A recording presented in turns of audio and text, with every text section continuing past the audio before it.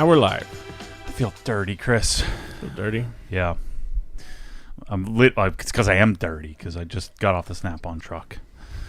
I'm dirty and poorer, a lot poorer, and very confused. Poorer? I have no idea. I'm not sure. Don't know when to pay for it. Don't know how much I'm paying. Don't know what the interest is. They just gave you a bunch of tools. Oh, no, they're not giving you anything. There's no free lunch in this game. Gotcha. But I got some Snap-on stuff. This is just some of it. Nice. You got a hook set, I see. Mm-hmm. Some pliers. Yep. Some sockets. I have to degrease it all. All my new tools are going to have to spend half the day just degooping them. They charge you extra for that service? They provide a little. Yep. Interesting. All right, we'll get to that, I'm sure. Oh, man. So let's see here. Happy Friday, everyone, says Andrew. David Dominguez says, can we please, praying hands emoji, get a Maddie Snap-on rant? Yes, I think that's coming, David. Richard Powell says, the world's biggest Wash and Talk fan is checking in. It's quite the title there, Richard, but we're glad you're here. Hello from Wisconsin. How's Destination OG going? You having good renters and breaking even? Oh, yeah. Yeah, it's doing great. I think we have, two or 3 weeks open between now and the end of the year or something like that. Yeah. But, yeah, it's been going great. You know, we had one party people that was that were there, but they didn't mess anything up, so you really can't complain. But everybody else has been pretty darn good. It's been awesome. So we're in the midst of like week after week after week after week. People are there. It's really cool. Let's see. Our friend Brad out west says, good morning, everyone. It's afternoon here, but Brad's still out west. Reminder that we are 1 week away from the GT3 giveaway beginning. Mm-hmm. Yep, that's true. We'll talk about that here in a minute. Done an exhaust arrived. I was going to put it on today, but I was on the Snap-on truck for like 3 hours, so... Yeah, from 11 to 1. Oh, wow. So that's 2 hours. So the exhaust, the tail light, is there anything else? Or is it? Yeah, no, the airbag light, I got to get the airbag figured out. Might have to buy a new airbag depending on how that works. But it's aftermarket steering wheel, so I don't know if it's going to even accept the darn airbag. So I might end up having to buy a darn steering wheel anyway. We'll see. Actually, the airbag should be pretty universal, so we should be okay. I have to take it up there and try to get that coded. The taillight I ordered, but I don't know when it might be 6 or 8 months before it shows up. So we'll have to send it to the winter. But yeah, everything else is looking pretty good. Nice. AFH says, hi, Matt. Are you looking forward to doing GT3 touring driving content once it is coded? Yeah, I was planning on coding it today, but I'll probably wait till next week. We're trying to get all the B-roll footage of the 997 for the documentary. So I just wipe the car down, and then I'll get it on the lift to code it. Maybe I might I'll probably wait till next week to do that. All right, our buddy Yo Kenny R says, hey guys, 2002 Prowler, one of your favorite cars. On crack. Is he joking with me? Well, this question seems legitimate. I don't know if it's a 2002 Prowler. Steering wheel is leather wrapped, but where the airbag is like a textured plastic. That's no shocker. Okay. It's starting to get a little sticky. Any recommendations to relieve that? Yeah, there's not really much you can do once that happens other than replace it. You know, when plastic goes gummy, I mean, the only thing you could do is maybe take it off and repaint it or something. But yeah, once anything goes gummy for me, like the buttons on the GT3 were gummy, you have to just get new ones. There you go. That's what it looks like. There's the some sort of animal prowling there in the middle. Yeah, that's nice. Let's see. Shaz29 says, looking for a good portable speaker. Any replacements coming to the OG store for the Dyn Audio Music? I tried to get it. It's almost as if that kind of thing like disappeared off the face of the earth since the supply chain issues after the pandemic, and I've ordered all the Dolly ones to try those. Still haven't gotten any of them. What I put in my bathroom which is more for like, I don't like it so much for music, but I did it at the gym, the outdoor gym, and Helen, and I did it for the my bathroom, my master bathroom, is the Blue Sound stuff. It doesn't sound great, but its connectivity is so fantastic that it's I think a good option. So the Pulse 2i or the Pulse Mini 2i, I put a Pulse 2i in my master bath, like up on the, I don't know, this Restoration Hardware closet thingy that I put in there. So I put that up on top, and it's pretty sweet. But it's nowhere doesn't sound nearly as good as the Dynaudio Music stuff did. There really aren't many options in the high quality world of Bluetooth speakers. B&W has one. I had one in the past, but it was too tinny and bright for me. I think Kef might have something. Generally speaking, you're going to be better off, instead of doing that, do like set up PSB AM3s would be a better option. AM5s, rather than doing just a little Bluetooth speaker. See, our big-headed buddy James says, "Afternoon, Chris. Let's ask Matt how the Wera or Vera? How do you pronounce that? It's Vera. Oh, okay. Yeah. Vera. Yeah, that's how they say it at the German. And when I talk to them, Vera. So it's WERA or Wera. He actually answered the phone. John from Wera. So Wera. they say in the U.S. they calling it Wera, but it's Vera. Vera. And they're freaking fantastic. I get the whole bucket of them here. Yeah. Like, that's what's so interesting to me is that, like I'm on the Snap-on truck, which should be like a dream, but it's like a freaking nightmare. Like, and I'm not, like, I want them. It's like awesome to be able to buy this stuff and justify it, and we'll write it off, tax-wise, because it's a business expense, and then I'll figure out a way to sell it and all that stuff. But it's just, I don't know any other way to explain it. It's just not good. This, I'm ordering, and I'm like excited to get my hands on it. It's just freaking cool, It's built better. It's not all greased up. It's clean. It's nice. It's very, very functional. There's ingenuity and engineering that's gone into it, unlike any of this stuff. There was 100 years ago. I'm sure lots of engineering and ingenuity going into the Snap-on stuff, but not anymore. It's all the same old crap since the 40s and 50s, just repurposed over and over and over and over and over again.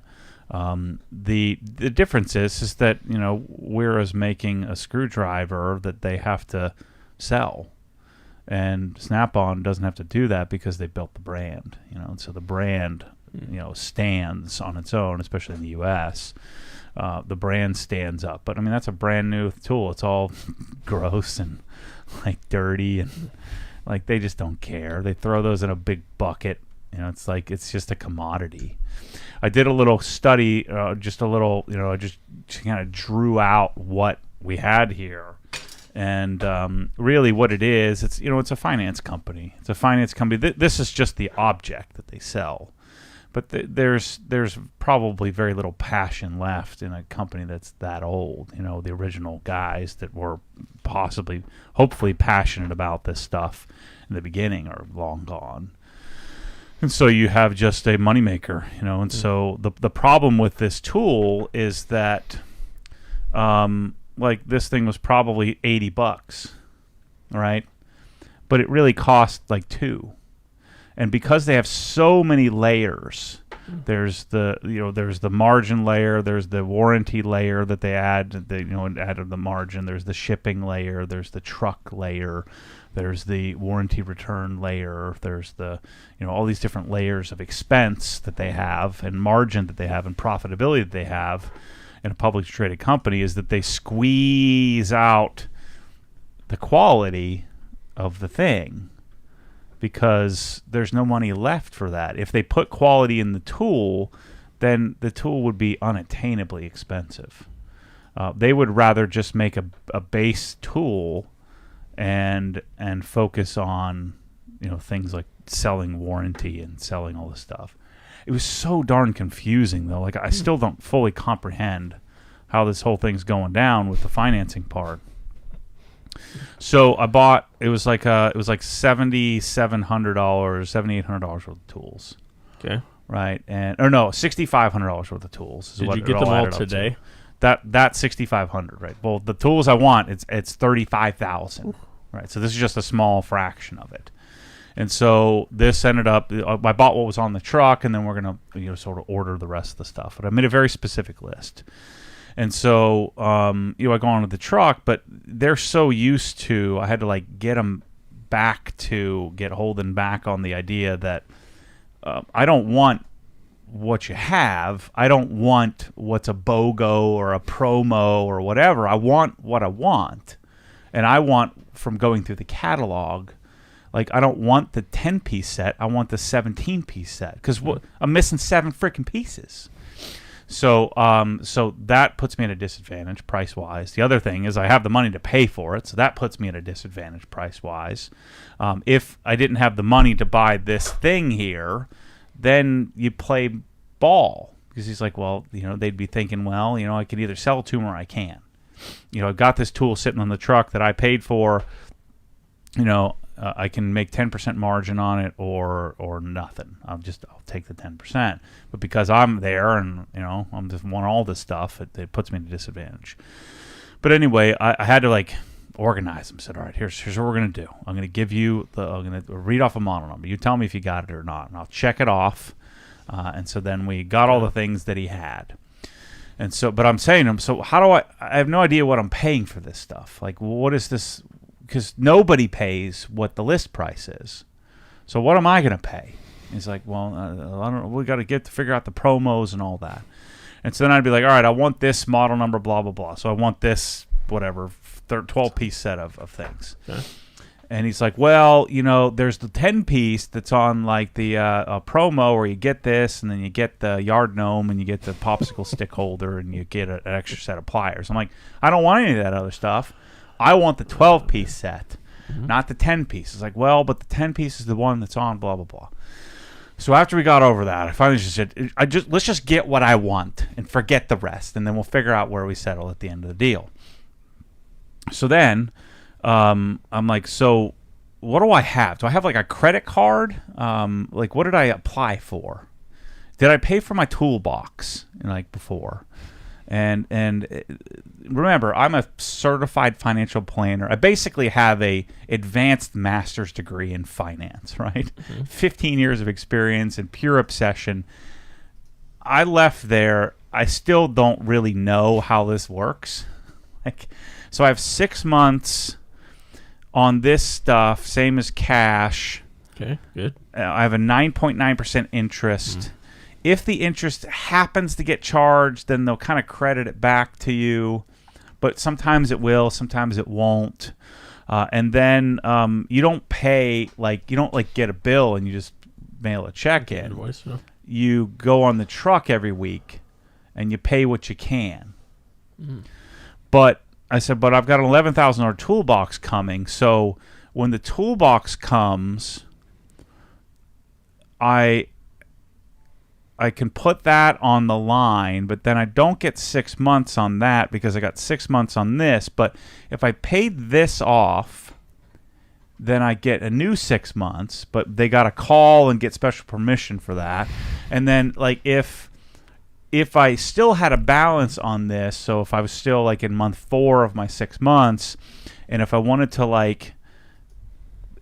but if the toolbox was more, I could go back and pay the interest in arrears on the $5,000 that I just bought.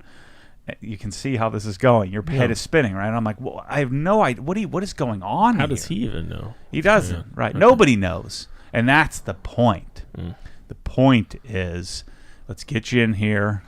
Let's get you focused on the yard gnome and the popsicle stick maker. Let's get you winning that. And let's get you whatever deals, which is you will have whatever spiff is they have or whatever discount they have. Let's get you on that. Let's get you on a weekly payment plan. Like, weekly? What in the world has a weekly payment plan? So he has to come back every week and collect money? Correct. If you choose that? Correct. Wow. So, but then there's the truck account, and then there's the EC account, whatever that frickin' means. So I have an EC account, but because I'm a shop owner, I can have the 6 month same as cash thing, but the 6 month same as cash only applies with an initial balance, even though I have a $37,500 credit limit. But then I also have, I don't know where the other $8,000 comes from, so I actually have another $8,000. Maybe that's the truck credit. Yeah. So, but If I didn't put it on the EC account, then I would have spent $400 more. So it was $6,500. I got a $400 credit, and then each item has some random discount on it. And then he just kind of puts some number in on things that maybe don't have a discount. And I'm like, well, why don't you give me a better one? And I'm a terrible negotiator. And he says, no. And I said, okay. So you could sit there and him and haw, and like what I should have done is probably made him put it all on the counter and then get like 90% of the way through. He said, all right, unless you take 10% more off, I'm not doing this. But I'm not good at that. And so the whole thing is just one big cluster F of freaking mess, where all I care about is this. All I care about is the tool. And the tool is like mediocre at best. I've got it right here. You can't freaking argue with me. This pick is like below mediocre, like in comparison to... You get a comparable. I didn't get the pick set yet, but to this. This is world class. This was probably $22, and this was probably $11. Both have a lifetime warranty. Now, Nice. I bought this from him, so he doesn't have this in the truck. So if this breaks, and if somebody bought the pick set, he probably doesn't have it. So you're going to have to wait for it anyway. So that whole argument of, well, I just get a tool replacement, 9 times out of 10, he's not going to have it. And so 9 times out of 10, if you want these pliers replaced, you're going to have to wait for it. You know, you're going to have to wait for this. You're going to have to send a picture and then whatever. You know, I don't know how they do it, but with Sonic, you send a picture and they send you the tool. So that point is completely negated, or that argument is negated. Because I went in there, I was buying $35,000 worth of stuff. I only came away with 5 because... or 7, I guess, of $6,500. So I only came away with 1/5 of what I wanted to buy because they don't have it. You don't have it on the truck, and you know they're having issues, I'm sure, like most places, trying to find employees and stuff like that. And so their backlog, they don't have the stock that they normally have. But the whole thing is, my whole argument in this from the beginning, I hadn't done the analysis yet. I hadn't gone through and spent 13, 14, 15 hours over the last week. I had to build the list, like what tools do I want, because they don't do it. Mm-hmm. Like, it'd be great if they just built like here's like the 700-piece set or the 1,000-piece set like everybody else does, but they don't do that because nobody would buy it, because everybody's buying on a weekly payment with this convoluted structure. And so I think the hope is that your head is spinning so much that you pay the interest, you don't even know what happened. And it's too late. You know, okay, all right, I paid the 9.9% interest or something like that. So, the reason I'm doing this is I want to understand it. I want to understand what is, quote unquote, the best. It's not even freaking close. I've never wanted to say the F word so many times in my life. Like, it's not even effing close.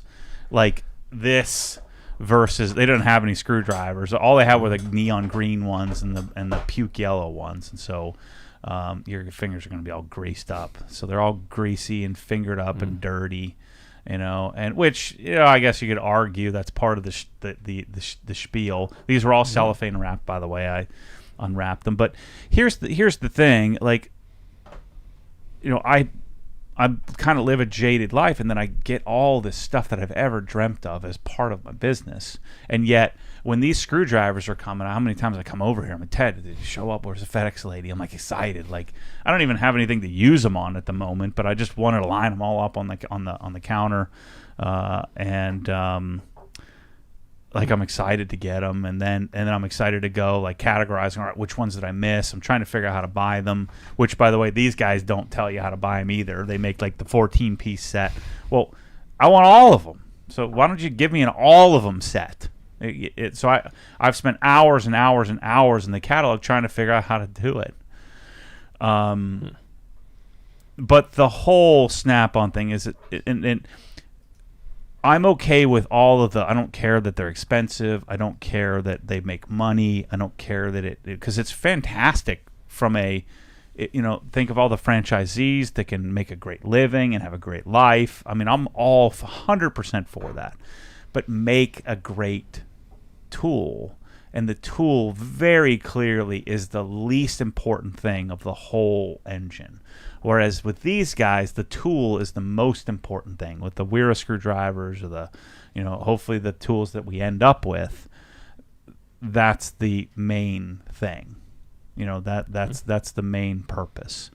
And the more I dig into this, the more I learn about like the Sonic stuff and their sort of aggregation. Like some of the Sonic stuff is great. Like their their wire brush is I think it's has that made, or it's so wherever German manufacturer makes the wire brush, and NWS is making their pliers, and then they're having their own ratchets made.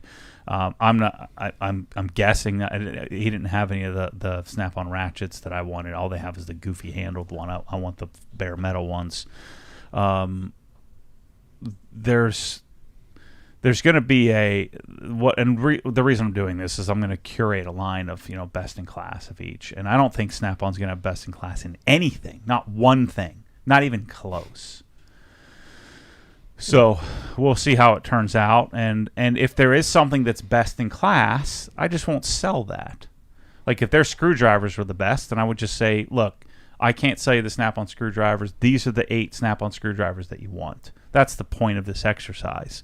Look, their pliers, clearly not the best, but their pliers are the best, so you want their whatever. So your needle nose or Snap-on's needle nose are the best, so you definitely want to get those. Now, best, of course, there's some subjectivity in there, and this is where the argument of the mechanic comes in. I would argue the doctor doesn't have to have cancer in order to know how to treat it. The doctor spent his life doing research. My life is based on research, and then I can tell when I hold something in my hand. And then I use it, but use it, whenever I need to. But the guy that's using the tool is at the end of the chain. The guy that makes the tool, chances are, doesn't really use the tool all that much. Now, he works with the guy that uses the tool every day to get feedback. It's like the guys that make the detailing chemicals. Most of them aren't even detailers. They're not detailing squat, but they're chemists, and you need the chemist in order to manufacture the product. You also need people like me to put it all together, because the chemist doesn't know how to sell it, and the end user doesn't know how to buy it. And that's what Snap-on has done so good. They've taught the end user how to buy it. Sort of. Buy it in the wrong, what I believe to be the wrong way, in that you're buying it on credit, you're buying it on your weekly whatever nut. You're buying it wrong. Not that it's incorrect to buy. It's incorrect on how people are buying it, because it's not responsible. It's not a responsible way to purchase. So, it's just so weird. Like, how do you not create like a 1/4 inch, 3/8 inch, half-inch like ratchet? Like this is the set you want. It's because the number is so astronomical that it scares everybody away. So they by purpose, they're sort of manipulating the whole thing. It's so clear to me, what they're doing, but it's not clear because it's covered up by a lot of stuff. It's covered up by warranty, customer service. I don't want to have to go on the truck and ask them what my balance is. Like, why can't I just log on and look that up? Why has it got to be this weird, convoluted thing? I don't have to go into a truck and make a payment. They're doing that because they're hoping that you don't make the payment. I mean, which is cool, but just tell me that, going into this. Let's be honest here. So that's where I'm frustrated with this whole process. And by the way, it's been difficult to buy. Like, I'm having to do all the work because I'm going outside of the norm of you just buy one thing at a time, whatever's on the truck, whatever here and now. That life is here and now. Those are the same people that go to the gas station and buy food. Like, I don't buy anything in a gas station ever. Like, unless I'm like on a road trip or something like that. But there's no period in life. And I make piles of cash. I'm in the top 0.01% of earners in the United States. And I do not go to the frickin' gas station to buy stuff. You don't do that. But that's this mentality of let's just get it here and now, instead of let me do some research And that's why the truck system works, because most people live in the here and now. So all the tools you wanted to get today, I got 1/6 of them. So he's going to order them. Okay. Interesting. Yeah. So the total ended up, so it was 740 something, 746 or something like that. It's $35,360. No, I got like maybe 150 of those 750, something like that. So I just added up all the different individual pieces, the whole part and piece parcel set, screwdrivers, pliers, ratchets, sockets, the whole thing, hammers, everything that they have. That I, as I pour through the catalog, now I didn't buy one of everything they make. I bought one of everything that I feel like I would need to put together a really decent set of tools. And they have some stuff that's just such garbage, there's just no way I would even buy it. And so you'd buy it from some other brand. But, I'm stomaching their pliers and just dealing with them, even though I certainly would buy Channel Lock, or at a minimum, or Knipex or NWS or something like that instead. But I want to put together a whole set of Snap-on, so I can figure out what are they really great at? What do I really like? So far, it's nothing. And of course, the naysayers would argue and say, "Well, you can't sell it, so you won't." Blah blah blah. I said, I don't need to sell one category of one thing of tools. I can just leave that empty and say, "Go to your Snap-on guy," or I could set up some sort of affiliate account or figure out something. To refer to Snap-on if they had like this thing that was just remarkable and best, and it would, the pricing that it is and the convoluted nature in which you have to buy it, it doesn't. There's no choice to me. There's no option but for it to be best in class. It's got to be great, even if it's not best, but it has to be really great for me to want to go through all the hoops, and there has to be no alternative because of it's so darn clunky. And if you go in and pay cash, you're not getting the best deal. You got to do the financing because they, make sense. They're going to entice you to finance, and a certain percentage of people are going to screw it up and not pay their bill on time because they make it hard to figure out how much you actually owe. And so you, it's like, what are those places you go like you go to the convenience store and you give them your check and they give you like 80% of it, and people are happy because they get the cash right now when you could just go to the bank and keep all the money. Like what is that called? Loan sharks.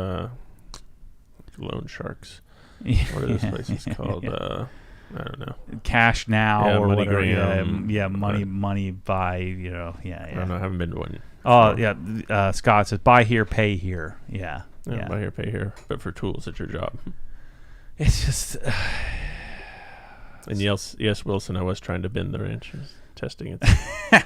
No, they're nice. I mean, but this wrench set I think was like $380 or something like that.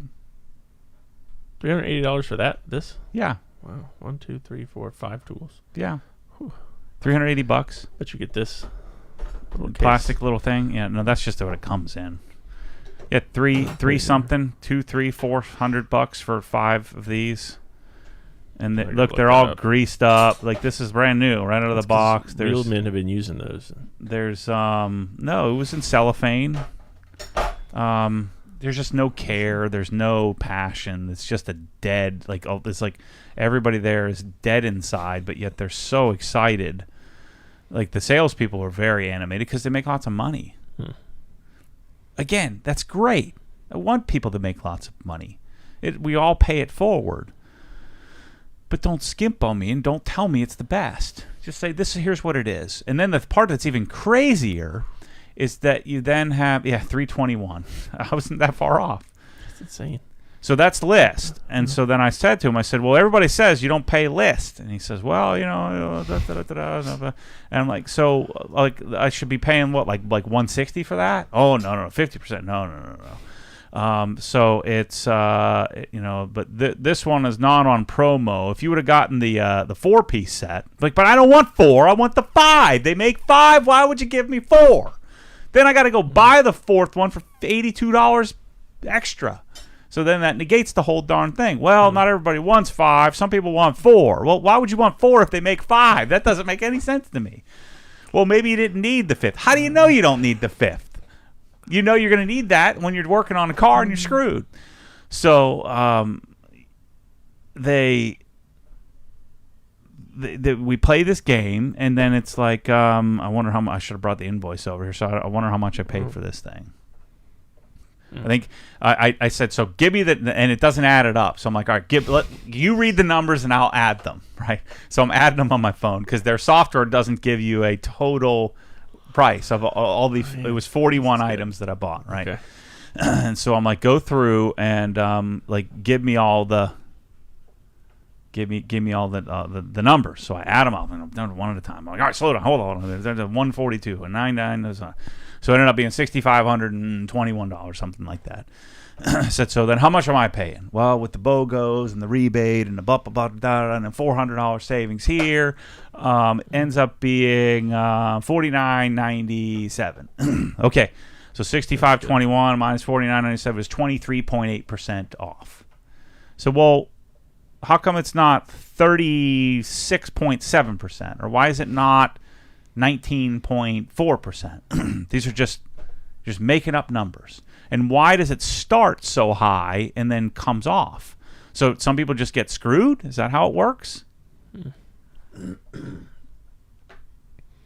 It's just so freaking frustrating.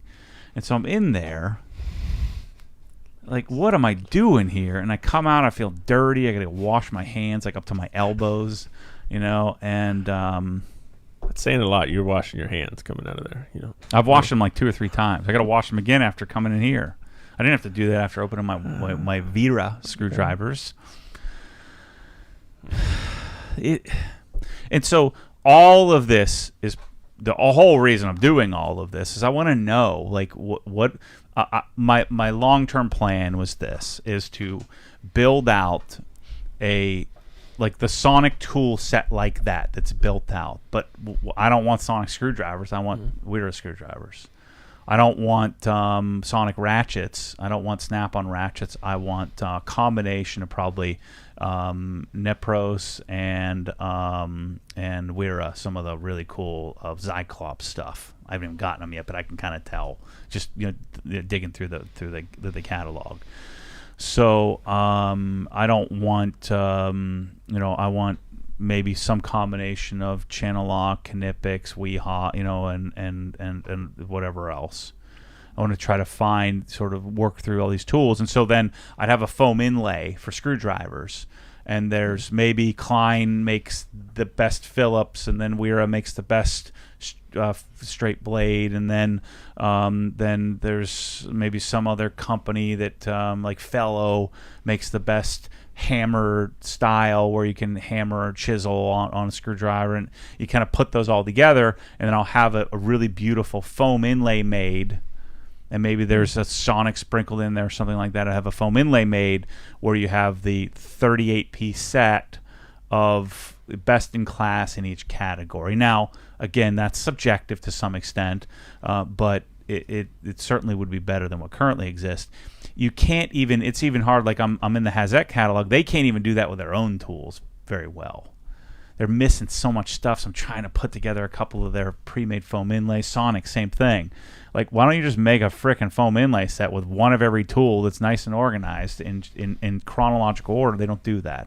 They're always trying to figure out what people want to buy, and then but people only buy what you give them. That's where I come in. I want to buy what I want to buy, not what you want to give me, and so that means I got to work a whole lot harder for it. And I tell you what, I want to give up every time in the middle of it, and so I can get why people wouldn't want to do it. It's freaking hard. Like, as the other night, I felt like I got a headache.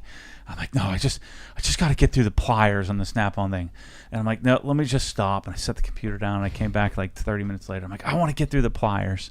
And I'll do the screwdrivers tomorrow. And so then the next day I come back, I finished the pliers, but I went back there. I'm like, I didn't do a good job on the pliers. So I went back through the pliers. And they go in the truck. It doesn't have any of the pliers, and I'm starting to get all confused because, Anthony B says the trucks always smell rancid. Is that your experience? Does the truck ever smell? No, it was nice and cool. It's fine. I didn't notice that at all. There's crap everywhere. I mean, I'd be awesome. That's my backup plan, man. Forget detailing. I'm gonna be a snack on. I'll have to have a driver. Freudian slip. I'll have to have a driver for me, and I will be a freaking selling machine of this stuff. The problem is you have to believe in it. And I'm not very good. Obviously, I'd be terrible at. It's cool because like to see Holden, like he's like no, Matt, you don't understand. Like all these these things like the gnome and all that. You're making fun of it, but like people, they really enjoy they're more. He wouldn't say this, but he should have said they're just more fun than you. Mm-hmm. I said, well, that's understandable because everybody's more fun than me in the world, But yeah, so it's a really interesting experiment. I'm putting my money where my mouth is. I'm testing out all the stuff. I'm buying all the stuff. You can argue whatever you want about whether I'm the guy or not to do this, but I would invite you. Let's come on over. If you're a mechanic, come on over. Let's go through. Let's pick like a tool like Facom or something like that. Let's go through it together, and I'll show you why what I'm doing provides significant value to you, the end user. Because the end user doesn't have time, doesn't have energy, maybe doesn't quite have the cognitive capacity, doesn't have the passion or skill set to go through and figure out what they should buy.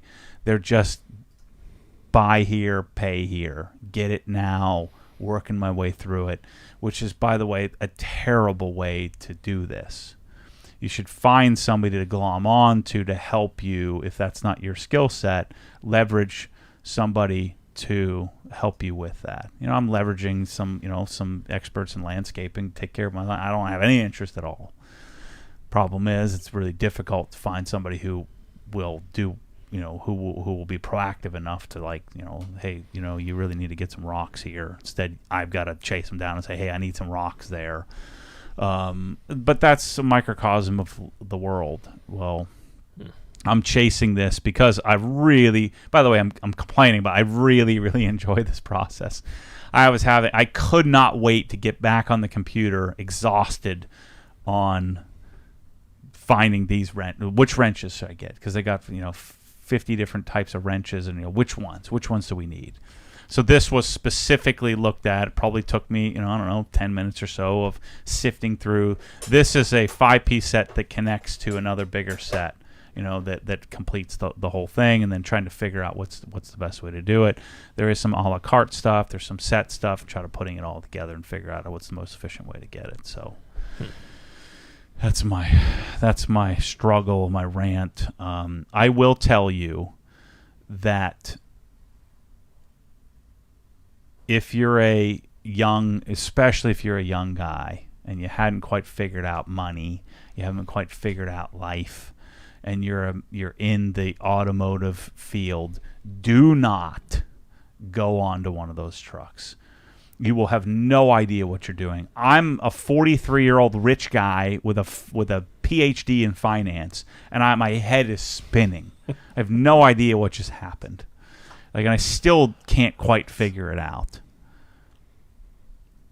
And I have a lot of experience in buying crap like this, and it's like I kind of got taken, but on purpose. Like I went in there to get. It's almost like I'm an undercover drug, I'm an undercover DEA agent.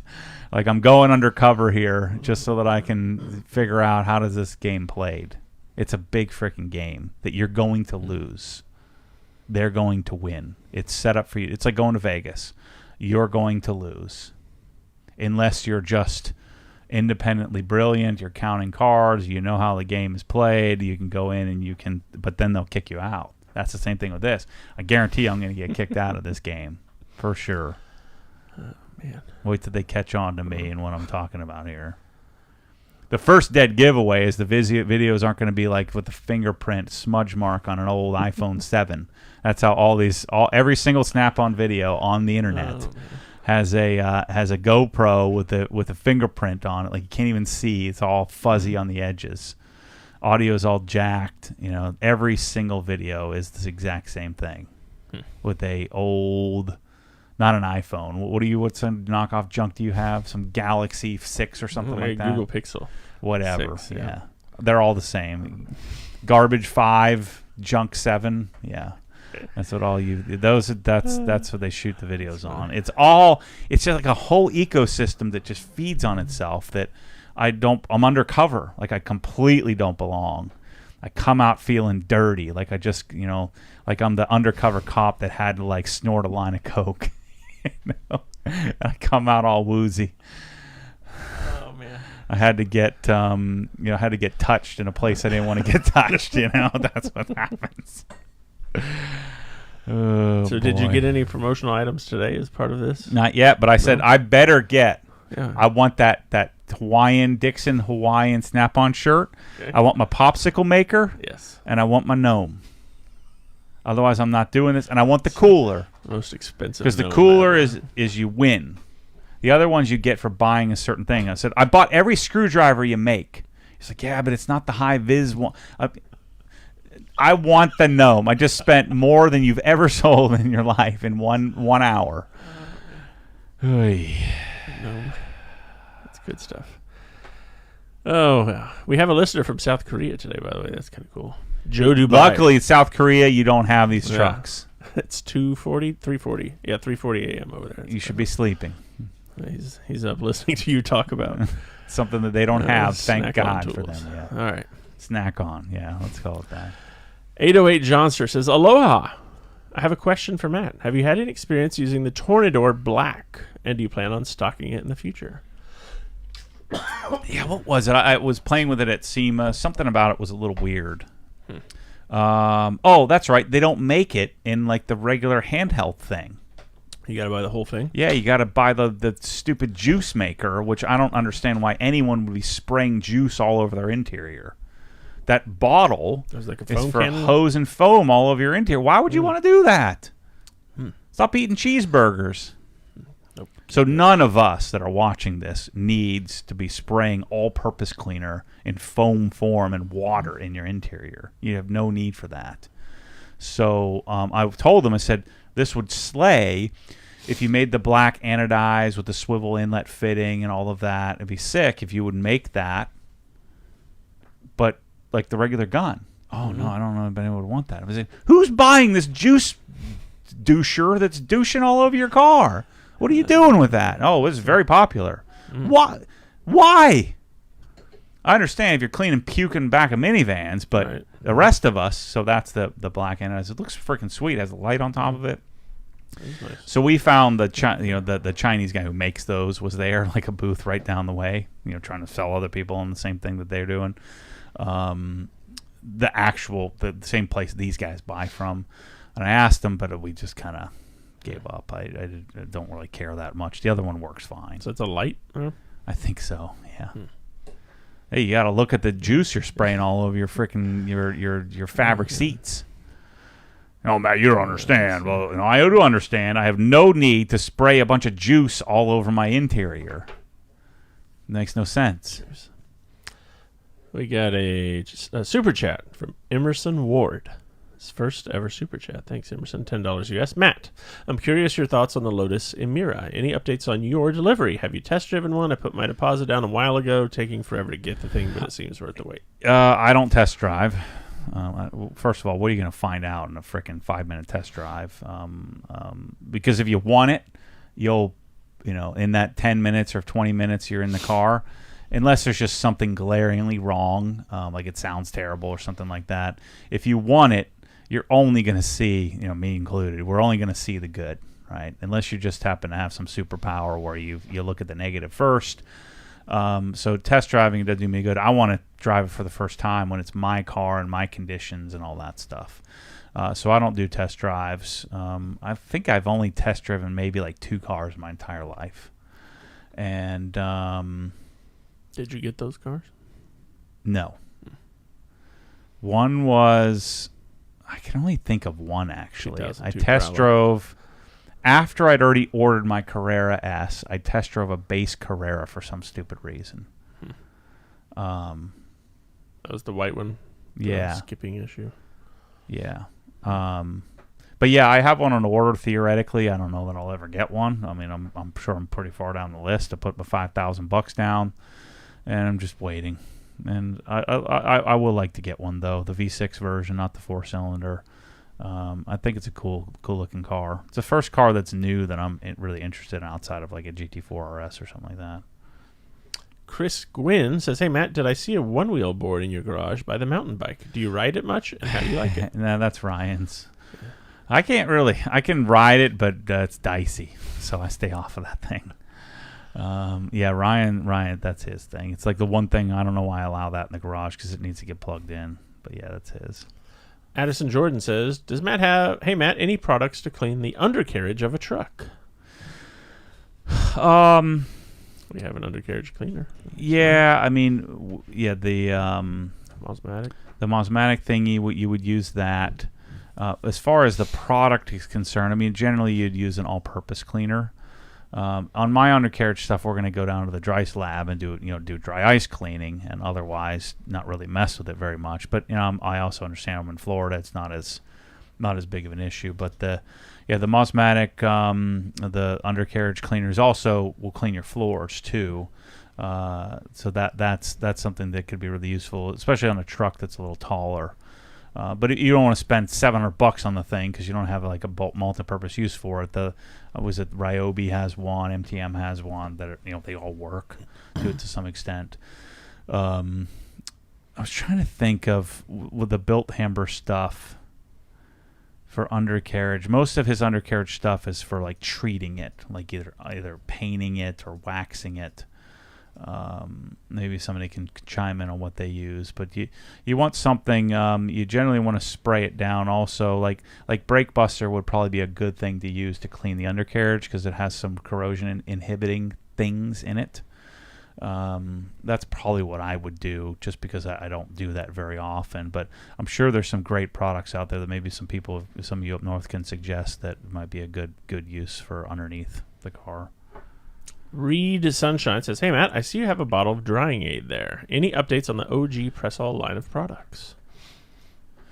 No, we have a call coming up again. We're having tips failing still, and still some clogging from certain chemicals. No update at the moment, but we're still working diligently on it. The reason we have this here, did you see the towel? Mm-mm. So that's part of the OG giveaway, the GT3RS giveaway. It's got the logo. So it's custom towel. It's like the orange bead maker towel, so the FTW towel. But it's gray, and it's got the hex all around on the... That's kind of cool. Yeah. So to do it, we had to order a bunch of them. So we got 3,750 of these things. Oh, nice. Yeah, that's going to be part of the giveaway. Yeah, so giveaway starts Thursday. Are we doing it the 1st or the 2nd? June 1st. Where did I get the 2nd from? I don't know. I made that up? Mm-hmm. Maybe that was a previous giveaway that we started on the 2nd because it was a Monday or something like that. Yeah, so June 1st it starts. Through July 31st. And the main advantage to ordering early is then we'll ship your stuff quicker. As we get longer in the tooth, especially if we sell lots of stuff, then we'll have back orders and people will be waiting a while for things. And then we have to fight the people who at the end say, I don't want to return it. You can't frickin' return it after it's been drawn. No one calls 5 minutes before the drawing and says, I want to cancel my order. They call 5 minutes afterwards. You can't do that. It doesn't work that way. The Gamer 570 says, "Does compound and polish get budge etching off of a car?" It can. It just depends on how deep and how much. Sometimes you get bubbling of the paint, and so if it's an etching from impact, generally yes. If it's an etching from enzymes, oftentimes no. Unless you go all the way through, you have to get all the way as deep as that enzyme got to. You'd have to get that all out. So it just depends on what kind of impact it was. Chad Ayer says, "How do you feel about Dynon springs for a daily driver? 2020 M340 with 14,000 miles. Have a set of TE37s for it, but trying to decide between springs and coils. Springs are much cheaper." Yeah, I mean, springs are always going to be less. Coilovers give you some adjustability, so the disadvantage of doing the spring is that you're stuck with whatever they chose. And Dynon's almost always going to be pretty conservative, especially in the front, because they're going to not want to sacrifice travel and because travel is Steve Dinan's thing. I mean, he's right. Travel is what affects your bump steer, affects your, affects everything, affects all of your, affects your handling, affects the capability of the car. So if you want, you do the Dinan stuff, you do the Dinan springs, you're probably going to have a better result without a lot of work from an adjustable spring, because you'll probably end up going too low. But oftentimes we're willing to make a sacrifice, go a little lower for the aesthetics of it, and especially if you're not looking for maximum performance, you're not out taking the car to the limit. What does it matter if the car is 98% of the way there? So I tend to prefer to do something adjustable, because almost always you're going to be a little disappointed in the height gain, or like height loss, I guess you could say, from doing a set of springs. Mokuso wants to know how best to protect a deep scratch that is down to metal until it can be repaired. I mean, you just wax or coat over it, but there's not much you can do there. I mean, until you paint it. But if you're going to paint it, I don't think it'll really matter much. But just put a coat of wax on there, and it'll keep hopefully the stuff from rusting. Chris wants to know, hey, Matt, I'm graduating college soon and want to manage my finances smart from the get-go as I make my first real money. Mm-hmm. Do you have any recommendations for financial education? Read Benjamin Graham's book, The Intelligent Investor. I mean, it'll give you a sort of a decent baseline. Don't get dug into cheap. Cheap is almost never better. So don't, in the investment world, many of you listening are into the cheap side of investing. It doesn't really matter. You'd pay $1 million if you know you're going to make 10, right? And so people are always so worried about a little bit of nickel and diming fees. So I wouldn't get hung up on the fees of things. And there's another book that's really good. I think his name's by Joel Greenblatt. The Little Book That Beats the Market. It's kind of an old school but interesting little book to read. I would not get into. You just read those books to give you some context. It doesn't really tell you what to do. I mean, that one kind of does. But those are some like old school books. What's the old book? Grow Rich Slowly or something like that. The Grow Rich Slowly, I believe, or something. By the way, I don't think I've read. I don't think I'd read any of these books, but I definitely didn't read the Grow Rich Slowly thing. I don't think. But the general concept here is that if you're growing that one there, Grow Rich Slowly. I did read that book. Yeah, but that concept of you're generally not going to create your wealth from your investment choices. And most of the people that picked Walmart early on or Apple early on, they didn't frickin' know what they were doing. They just got lucky. And it was right time, right place, right amount of money, right amount of risk-taking appetite. But they didn't think they were, most people get lucky on that stuff. I've never gotten lucky on any of that kind of thing. Never bought anything that had massive appreciation in anything. And so I think my advice to most people, because you'll be like me, most people don't get lucky. Most people don't win the lottery. Most people don't buy, whatever, Tesla at the IPO and hang on to it all the way through. They just don't do that. Most people don't get founder shares of corporations and get wealthy that way. Now, if you have that knack, then shoot, leverage the heck out of that, because you'll be famously rich for the rest of your life. But most of us that don't, I think you need to change your philosophy to, I have no interest and never ever once have gotten hung up on what the masses are interested in. You heard me, you go back and watch, remember the first video I was teaching Adam LZ how to wash his car, and he said something about what do you think about Bitcoin? I said, I don't think about Bitcoin. And of course everybody goes back and says, well, I bet you wish that you bought it. No, I don't. I don't have any interest in that kind of stuff, because for every one of those things that hits, you have a whole myriad that don't. And so you would buy something like Bitcoin if you are adopting the currency or adopting the technology that you're going to use it to purchase things. But you see, it went parabolic, and of course anything 100% of the time in history, anything that's gone parabolic has corrected darn near back to start. But in general, things like that are what poor people chase. People that end up poor because they're always chasing the big hitter. So when you think grow rich slowly, you're thinking about, let me just put some money aside. And the more money you can put aside, and what will happen often is the money gets set aside sort of accidentally. Many of us I certainly have a difficult time of like sticking to a strategy because I always come up with a better idea. And so most of the money I have is from just, it kind of showed up. You know what I'm saying? Like I got a bonus that was paid out in long-term something or other. You know what I'm saying? So, or it came from me just, I'm going to put 20% into my 401k, and then it just kind of compounds on itself. So when you're talking about that, when you're young, first of all, it doesn't matter all that much that you stockpile all kinds of money. I'm not a big proponent of let me forego forever, so that way when I'm 70, I can then not spend it because I'm so used to not spending it. But you do need to find that sort of happy medium of, making some decent returns. But I would highly suggest you don't live your life chasing returns because you're not going to get them. If you do, the worst thing that can happen to people is you get it right once or twice, and you think you're a genius, and then you're freaking screwed. Unless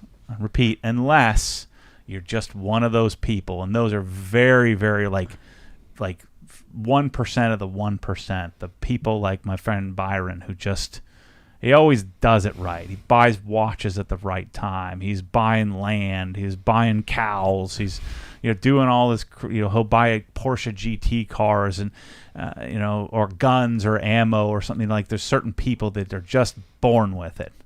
They just have this knack, this ability to deal, the ability to buy right. It's not the correct vernacular, but buy right. I've talked about that before. You buy real estate right. But you have to be willing to. When we talked about the here and now of Snap-on, there are no Snap-on people buying Snap-on stuff that buy right. It's a tough thing to.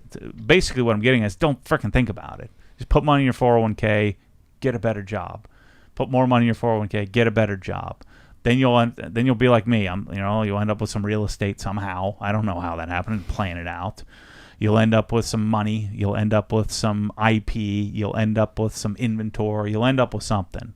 You'll end up with stuff over time by not living your life based solely on that. Super chat, $9.99 US from our buddy Spencer. Any updates on doing a live stream and having super chats count towards the GT3 giveaway? I don't know. Yeah, I don't know. I forgot about that. It's still a good idea. Also, just bought a house. It has the garage foundation / footing poured, but no drain. Am I screwed, or can I add one? You're probably screwed.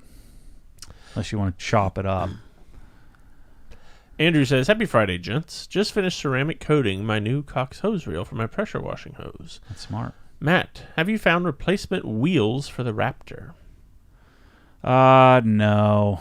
Haven't searched. I cleaned them up and just left them alone. But those, what I thought about doing, the smart thing to do would be just to repowder coat them with a better finish because the TEs are great, just to give it a better finish on them.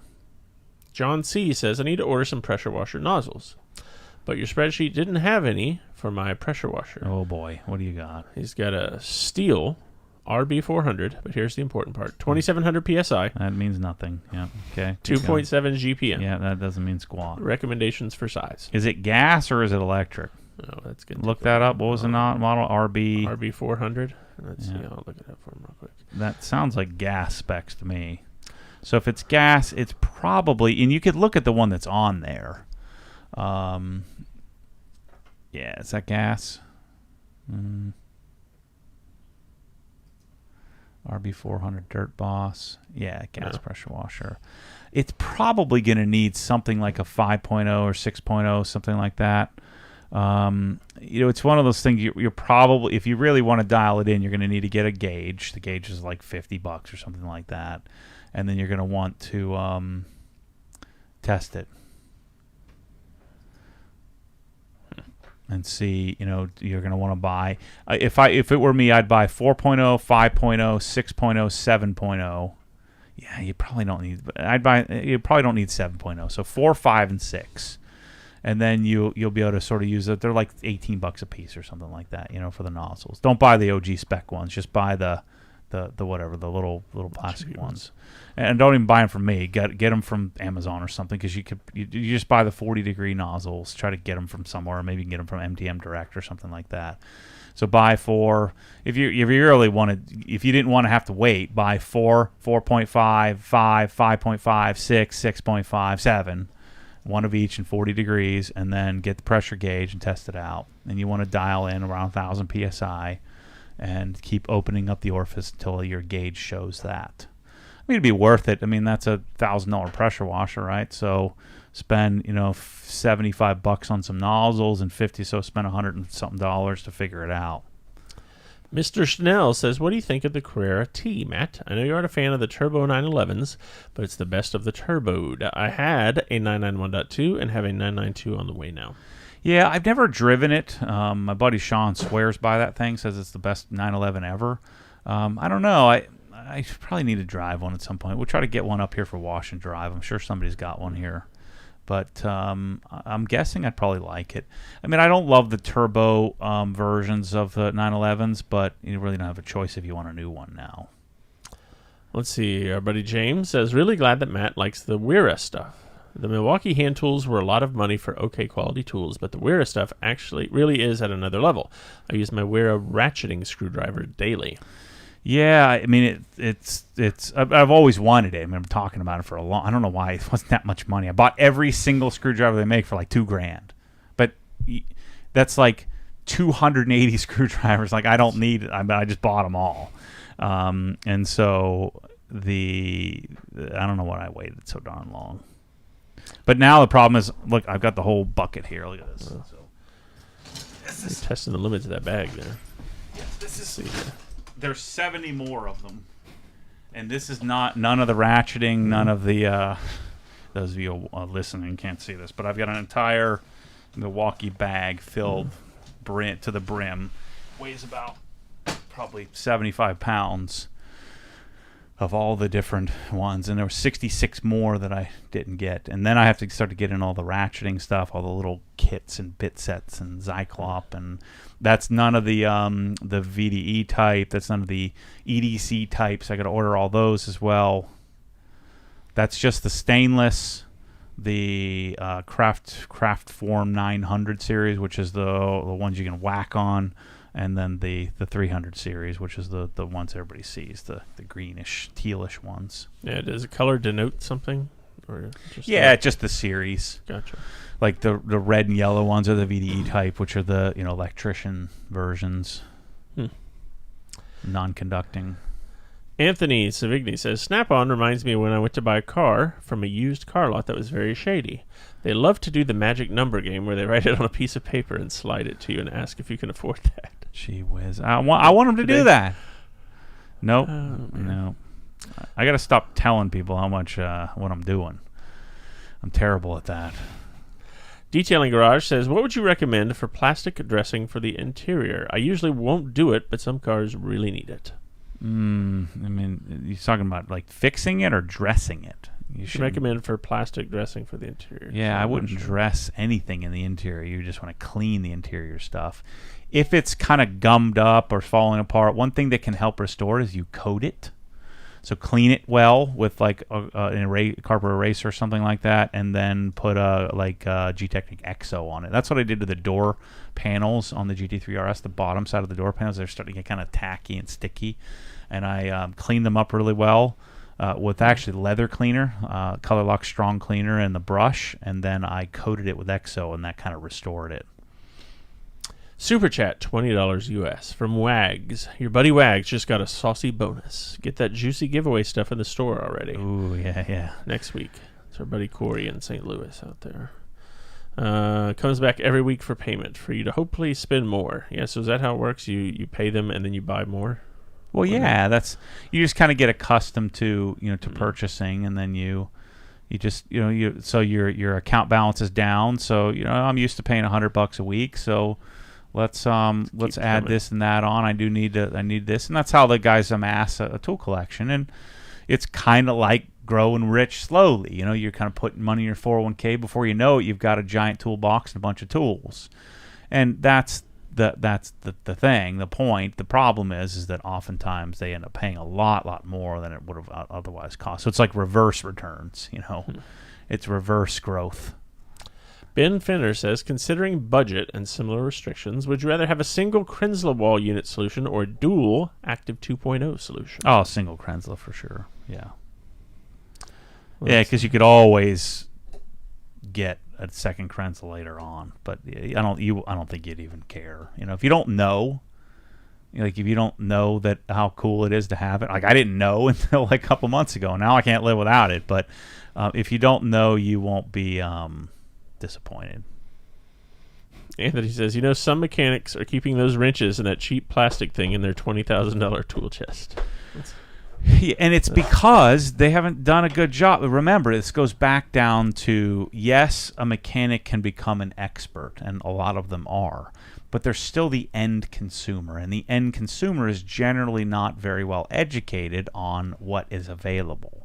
And so then, because you've spent a lot of money on something, you have this cognitive dissonance argument that you become attached to the outcome. You have to sort of defend your position of what you bought, and so this is why. And then when that cognitive dissonance spreads across the masses, we then become conditioned. It's just like fat or low fat is the way to go. We became sort of ingrained or conditioned that you need to load up your dressing, your salad dressing with sugar and trans fats, and get rid of the saturated fat, because saturated fat's going to kill you. It's a bunch of nonsense. Or you should have a bowl of Wheaties every day. That's how you stay healthy. You got to be regular, and we all know now that's a bunch of nonsense that we were all fed. Proverbially fed. No pun intended there. But the where was it going with that? What was I talking about? I just got hungry there talking about Wheaties. I don't like Wheaties. Are gross. The only way Wheaties are any good is if you load them up with sugar. Man. Cheap plastic thing, $20,000 tool chest, and then I don't know how we got to Wheaties from there. Yeah, I don't know. I lost my train of thought there. I got hungry. We need the snack-on truck here. That may be fine. Matt, do you still like Dupre steam cleaners? Oh yeah, so good. I tried. I talked to the guy, the owner, and he said they don't sell, but direct only. I was like, dang it. Hypothetically speaking, if Matt were a mid-20s guy, yep, which car would he be aspiring to get? Parker wants to know. That's a weird one, because I don't know if I'd go back. I don't know if I'd be trying to get like E36, E46 M car, or like 3 Series or something like that. So would I be like? That's probably the case. It's like the Adam LZ generation, and then the generation younger than that. Like they all like our cars, from the 90s. Well, it's because they don't make anything cool anymore. You have the FRS, which is an attainable car, but even that's like $30,000, high 20s, right? High 20s, low 30s. So I would probably be pursuing either something in the older. But I would certainly not be pursuing something that requires a lot. Like, yeah, you might be able to find an E92, 3 Series or M3 in the price range, but then can you afford to keep it where it's doing, well? Because, just changing the oil is $300 in an E92 M3, So I would be pursuing something, probably on the Honda side of things, or maybe VW side of things. The VW again is going to cost more to maintain, but I don't know what I'd be chasing or what I would be in love with. Clearly it would be the things that are modern and awesome, and most of the young guys have lived in the turbo era, so everybody wants turbo stuff, which I have no interest in, but that's probably because of how I'm, again, cognitive dissonance. That's kind of how I've been conditioned, and now I need to defend my position of why my car choice is the best. Curtis wants to know, will the wheel detailing stands be back in stock someday? I'm working on that. It's funny you mentioned that. The kid who started it, he's a young engineer and just doesn't have the time to do all the wheeling and dealing, negotiating, trying to line up all the products, putting it together, assembling it, packing, shipping, running the business. I think he kind of did the math and said, well, if I focus on my career, I'm going to make a lot more money than if I would on this one individual product. So he said, hey, do you want to buy it? And we talked about that. And so then he sent me a number, and I said, well, here's the math. I'm buying X amount of like I would be paying a multiple of my own sales. I'm not particularly interested in doing that. And so he's going to think about it over the weekend. I made him an offer, and offer's a lot less than what he wanted, and that's because I'm not going to pay for my own sales. That's why I didn't buy Sabre. Sabre wanted a multiple of 3 times earn or 3 times profit, roughly 1.5 times revenue. Well, I was 56% of the revenue, so I was going to pay 1 3/4 times my own revenue to buy a. It's just, now hindsight being what it is, I probably should have bought it, but I didn't have the money, I didn't have the space, I didn't have the bandwidth to be going to China to figure out how to buy the stuff. So it's probably was a smart move from my I'd probably be dead trying to do that. So we may try to bring it back. I just don't think like the Poca Premium with the big thing that. So if we don't come to some sort of conclusion, I probably reach out to like Poca and say, hey, here's what I want you to make. Can you make this? And then I'll commit to buying them. Sometimes it's easier to just buy it than it is to buy it wholesale than it is to be the manufacturer for it. So as of right now, I don't have anything for you, and it probably wouldn't be for 6 or 8 months before we would do something. So you buy the Poca, and if you can't wait. Tyler Bortner says, apologies if this has already been covered, but will XO V5 layer over a CSL V4 combo, assuming prep with reset or OG decon, then wipe with eraser to apply? Yeah, I don't know. The only way to find out is to try it, and even then it'd be hard to know if it's actually working. I would think yes, but I don't know that they've tested that. Super chat, $4.99 from Detailing 101. That's our buddy Cameron up in Maryland. He says, for the Zebra Cake Fund, have a great weekend, gents. So there's $5 to your Zebra I am Cake Fund. on it, people. I'm telling you. I'm a different human. I'm doing great. So $5 to your Ground Turkey Fund. Yeah, there you go.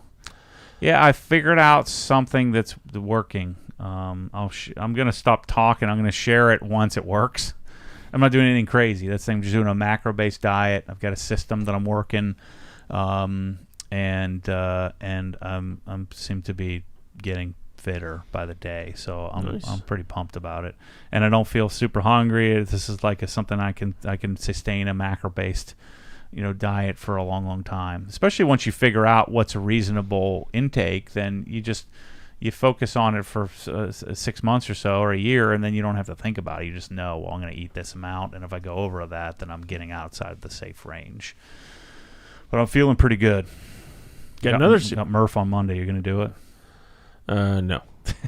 I did it twice last year, so that counts. I'll be at the beach, though. Charlie Hall, $20 super chat. No question. Just wanted to say that scaling the learning curve of my recent entry into the detailing hobby obsession has been a lot easier by becoming a Hex Plus member. Thanks to the entire OG team. Sweet. Nice. Thanks, Charlie. His first super chat ever. That's cool. Do you have any experience, Scott Kelly wants to know, with True Audio for home speakers? TRU audio. No, I don't. I don't even think I've ever heard of that. That's probably not a good sign. And because there's a lot of great audio out there, but I don't think I've ever come across that stuff. That website does look familiar. Yeah, I think I've been on that site before. Rev series, GHT series. A lot of these are just sort of repurposed or recreated in order to sort of help with pricing, and so that companies can make a living. So a lot of like the brands like this seems like one of them, where they'll come out with a line of products that is probably made by Speakercraft or something like that, or it's just a rebranded version of a product or renamed so that way that they can sell to integrators and installers and home theater companies and not have to compete on online pricing and stuff like that. The Project Viewer 15 says, "Are you going to feel sad seeing the 997 go? Car's looking pretty sweet." I don't think so. I talked about this. I don't know if I talked about it in the Washington Talk for sure. So the car is fantastic, and it was the right thing to do, was to buy one that was slightly janked, and then I get to dig into it and have really gotten to understand the car. If it was perfect and I didn't have anything to do, I wouldn't understand it as much. I wouldn't have to take it apart, put it together, put it back together. Doing the dry ice cleaning, you really start to understand the car, dig into different aftermarket modification, what's what. So I really appreciated that, and buying one that had some mileage on it and had some owners that maybe weren't quite as discerning in the past, although frustrating at times, makes it a better experience. And so I really liked that. It was the right time and place in my life to do it. Like, I had the bandwidth to take on a project like this, where you're going to see the videos that we're making. We were at the right time to take on a risk like this, and that we're focused in on providing, the most of you are probably going to want to just buy a digital raffle ticket. We have some tchotchkes and things like that. It's hard to source great things, so we have some, like this t-shirt I'm wearing will be in it, and the t-shirt's great. We have 40 or 50, 60 things in there, and of course everybody will want to just be, hey, I want to buy some Sonic cabinets and get an entry. Again, the math doesn't work on that. So this idea of buying a car, and then the point of this, I was convinced I'm going to buy this car so I could generate enough income to pay for this one, and then pay for me to get one to keep. That was the goal, and I think I could pull that off. I mean, there's going to be tons and tons of interest, and so I got the car. I've been able to experience the car to some extent. I haven't taken it to the track or the mountains or anything like that, but it's clear to me that this version of the car is not for me, not my favorite. I would buy this thing if it was $180,000 or $200,000. I would then get it. But you're going to have to pay $360 and up for something to find one that's in great shape. And it'd probably be a sound investment long term. I mean, there's only 540 in North America, 495 in the U.S. That's how many they brought. So there's probably only 470 left, of which there's probably only 40 or 50 that would be at the level that I would want. And then there's probably only 10 that are at the level that I would get it. So it would be, like my E92 is probably one of the top 10 best E92s in the country, if not the darn world. And that's what I would want to have if I was going to have it for a long term. But I don't love it enough to make the sacrifice. I would rather have a GT4 RS and a GT3 RS, a 991.1. I could have both of those cars for the price of one 997. And so I assumed that I was going to love it so much that no matter what, I'm going to get one. And I was sort of using this buzz or this giveaway to figure out how to finance that, how to creatively figure out how to do it.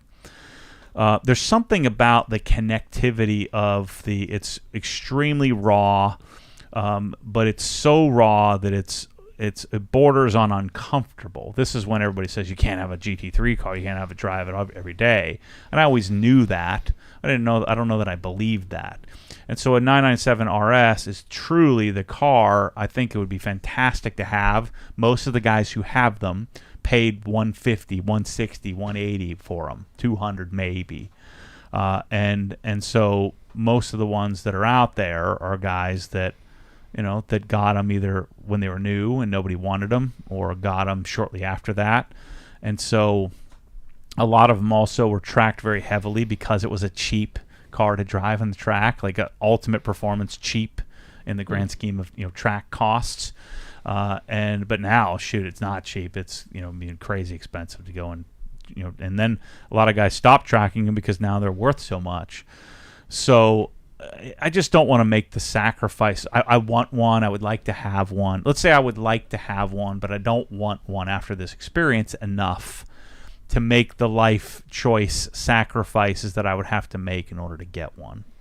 So I feel very good about it, and that's very comforting to me, because that want, that need is exhausting. You know, it's the bane of my existence, but also the reason that the freaking buying Snap-on screwdrivers. It's something that I'm learning to manage, and so I would have in the past would have said, well, I said I was going to do it, and I felt like I need to do it, not out of peer pressure, but out of personal pressure. Like, I told myself I was going to do it, so I need to do it. But I feel super good about the fact that it's just not for me. That connectivity of the heavy clutch, the very mechanical, borderline crunchy gear change into a seating position that is inferior in pretty much every way to the new version of the car. But then you combine that beautiful Mezger engine, an amazing transmission, with a proper size car. It's like the perfect size. Nice interior. You could upgrade the stereo and stuff and make it a little more comfortable. But that kind of give and take of the user, I think it's the user input, is so analog and so aggressively analog for a reason. I think I'm just a little bit too soft. It'd be like if I'm buying a mountain bike, it's like buying 150 millimeter, 160 millimeter suspension travel to hit the trails up here. This is one of those true things where that analog connectivity that's so intoxicating of the car just goes a little bit beyond my comfort. And so it makes me like it, but it doesn't make me love it. And so because I don't love it, I'm unwilling to sacrifice what would need to be sacrificed to get one that's $400,000. And you can't buy a janked one for 180. You're buying a janked one for 300, and so that negates that point. So 250 plus for a really beat up one that you've got to do some real work to. And then I don't love it as much because then it's not mine. It's like somebody else's garbage. It's like a used and abused. It's like a Snap-on screwdriver that you get, or a set of pliers, right out of the box. It just doesn't feel right. So that's where I'm at with it. I'm excited for the giveaway. I'm excited to pick somebody's name. I think it's going to be incredible.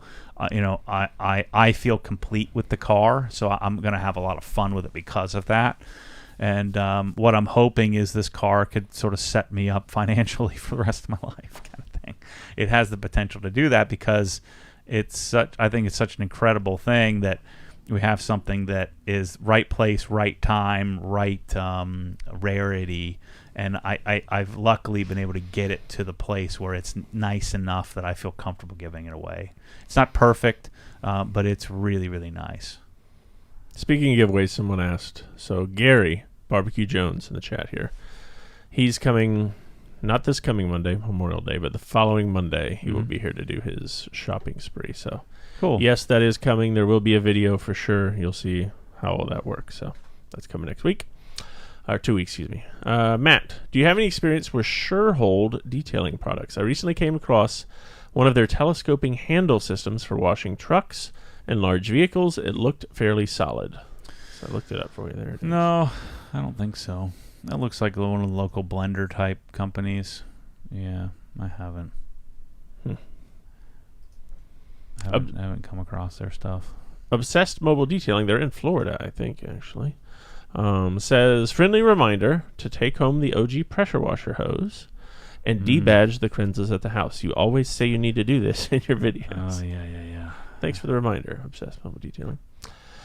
Joe says, hey, Matt, what would you recommend to someone who has a decent amount of money invested in one stock? How would you recommend them to not just sell the stock, but to grow that earnings into more? So single stock. Yeah, sell it, pay the tax. Now do that strategically. but owning one individual position can make you rich, but can equally make you poor, you know. And the problem is when you have that single position, you become very, very prone to bias, and you become very, very prone or very susceptible to making mistakes because you're attached to it. For example, I had a client one time that owned a small regional bank, and it had done really, really well. They had, you know, a significant amount of gain. And so I sat with them. The other problem is the stock was pretty thinly traded. So I want to say they had maybe like 150,000 shares, and the stock would only trade maybe 2,500 shares or 3,000 shares a day, you know, an average daily volume. So we couldn't put an order for 150,000 shares in at once. Now, we also didn't want to sell all the shares in one given year because then it'd have to pay. It would, you know, push them into like Medicare surtax and stuff like that. But, you know, and it was a good move that we did this because I did this prior to 2008, and you know, banks in general took a big, you know, that bank didn't fail or anything, but it was a real problem. So we look like geniuses because we sold it at. It probably still I haven't looked at the price. It probably still hasn't recovered. This is a bank, I forget what it was called, like Third Avenue Bank or something. Like it's something you've never heard of. But they had like the original grandfather had started the company or had started the bank or something like that, and so the three children inherited the money, and then I had some of the grandkids that inherited the money. And so when the parents who my mentor had as the client, they would never sell the stock. They just keep holding it. It was like 90% of their holdings, and we're talking several $1 million. And so maybe it was like, let's just say it was like $3 million. So then the three siblings got the shares, and I had all the three siblings as clients. And so the three siblings got it, and we came up with a strategy, and we sat down and sort of worked our way through. Let's do the math. Let's figure out how much tax you're going to have to pay. These are years to make good years where we could sort of exercise, and we worked the CPA to figure out, you know, could we make a charitable contribution to help offset some of it if they wanted to donate some of the money, some of the proceeds. You know, there's some things we could do to mitigate some of the tax liability, but you have to reduce the position. I mean, you don't have to reduce the position, but you should probably reduce the position. I mean, I don't own a single individual stock personally, and wouldn't. Now, it's even worse if that's your company, because now if the stock does poorly, you might lose your job too. So now you lose your job and all of your money. That's like a terrible outcome, and people just get so blind to that. So you own a bunch of shares and then you own more of a percentage of shares because let's say it did really well. So now you're biased towards, well, it's going to go up more. I can't get rid of it. So then you start buying more of it, and then you start buying it in your 401k, and then you transfer all of your 401k over to it because it's doing well, and you end up with this pure individual position bias. It's just such a terrible option. Now, many people have gotten rich with that sort of concentration, but many have also gotten poor. Imagine you own Lucent or WorldCom or Enron, or, you know, those companies were rock star companies, or, you know, just pick. You know, look at most of the banks. You know, I had so many colleagues at Merrill Lynch. It was like $90 a share, you know, at the peak in 2007, and had collapsed down to like $1.80. Could you imagine? And some of these guys, they were advising people, had all of their money in it. And this is Merrill frickin' Lynch, is 100 and whatever years old, and then was purchased by Bank of America. It still has not even come close to recovering.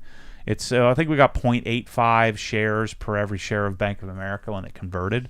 So your Merrill Lynch shares, I mean, what's Bank of America stock? $25, 26 $26. So your equivalent Merrill Lynch shares are still worth $20 today. Oof. That's what was 2008? That's 13, 14, 15 years ago, right?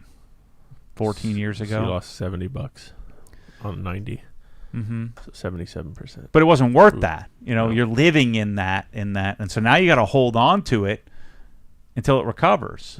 And so that's not like some crazy. That's not like saying, you know, well, you could say Matt will Lucent. You know, that was a bunch of bull crap. Well, nobody believed that at the time. But I'm talking about this is an example that I lived through of Merrill Lynch, and that now my partner, my mentor, every time his shares vested, he sold them. And so he never had this huge tax bite.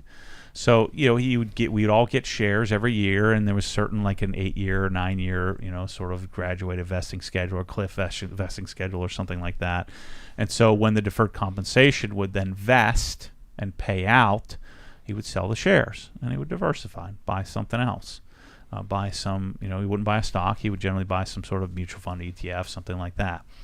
And so if you get in that practice of divesting as it becomes, it'll help create some like an execution strategy. It'll create some, just like making a regular contribution to your 401k, you don't think about it. It becomes sort of out of sight, out of mind. Then you don't start trying to predict things, because when you do that, especially if you don't know what you're frickin' talking about, it becomes a real problem. And so that's one of the things I've never gotten hung up on. But the disadvantage is you never get rich. Like the guy who's asking that may have gotten rich off of that. He may have millions of dollars that he put very little into. It's highly probable. It's very common. The difficult part is, what if you work for the next Merrill Lynch, which we never in a million years thought Merrill Lynch would ever go under. And of course, they bought $50 billion of subprime debt.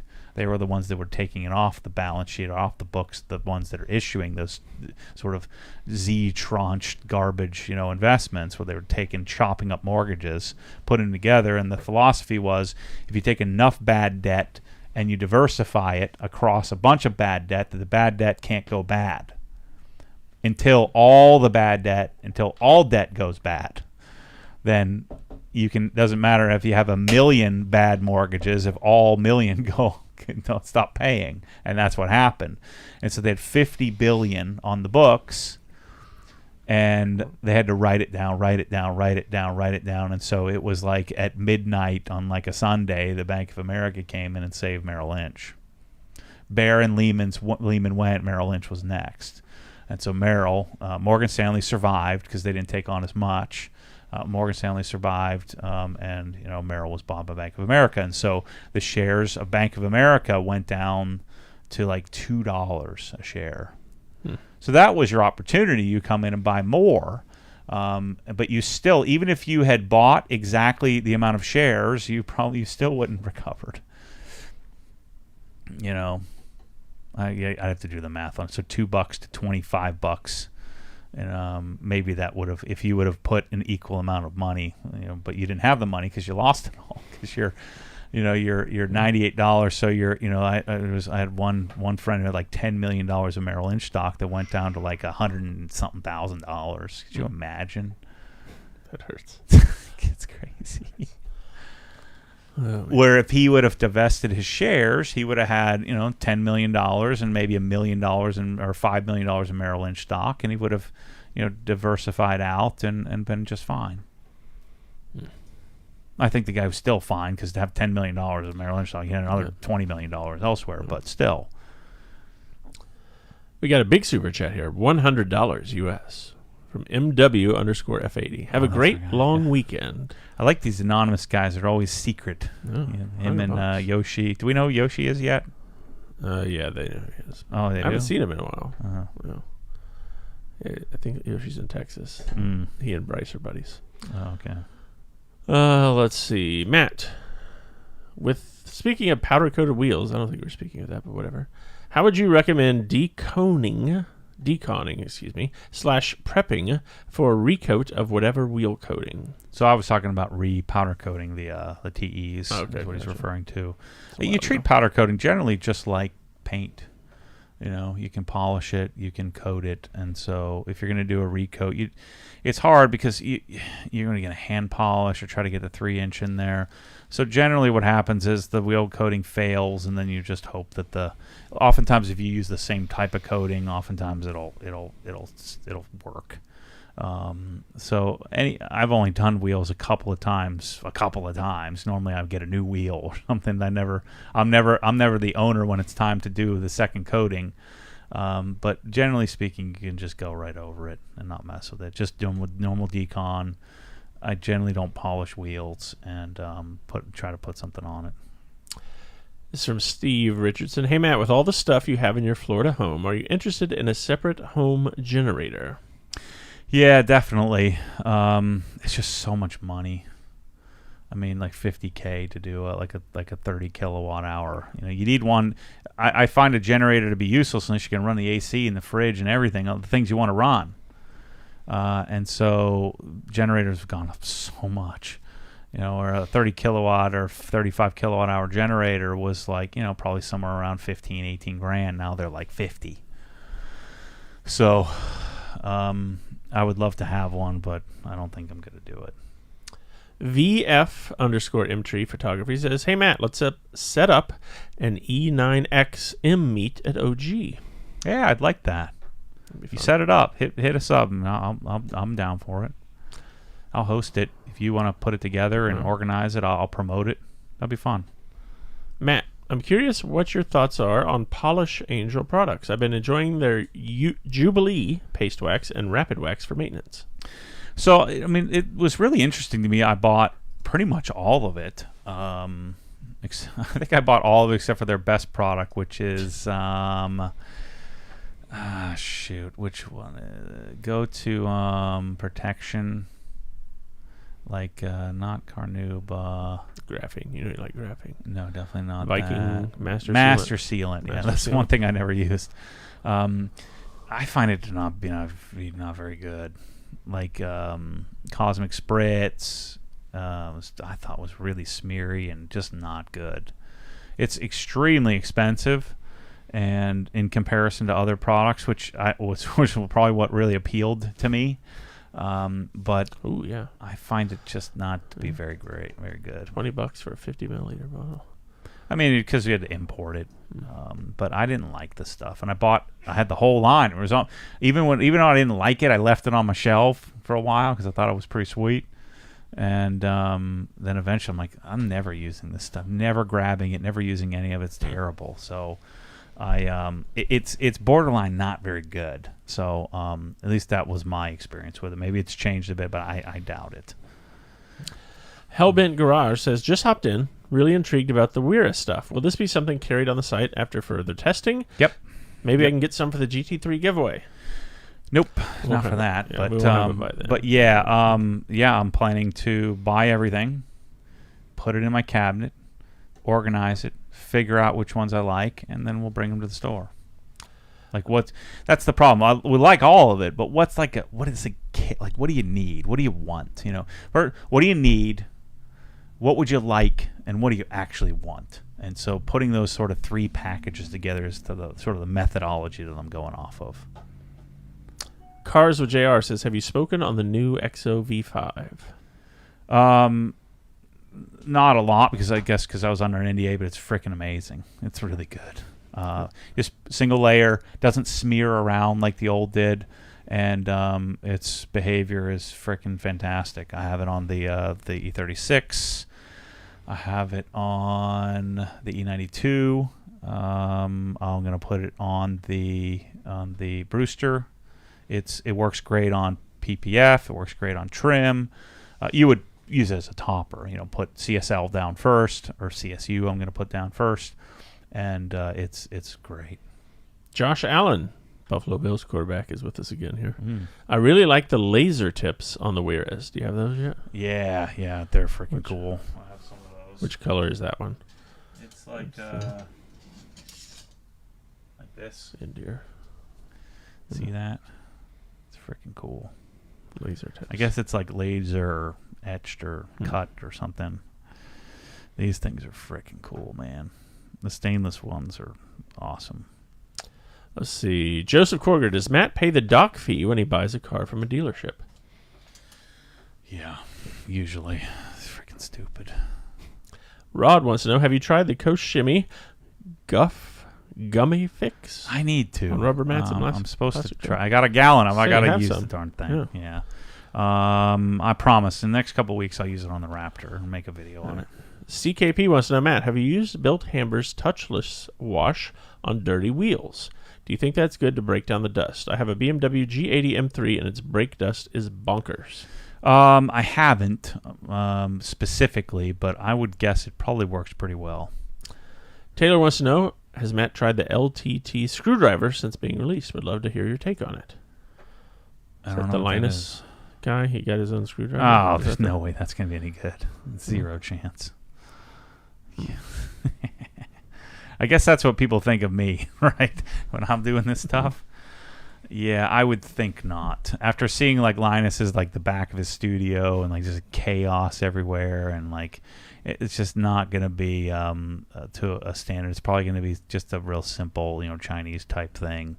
Maybe I'm wrong, but I'd be inclined to say now if MKBHD came out with ones, maybe. But even you see his wiring and stuff like that. Like there's just that attention to detail that those computer tech YouTubers don't have.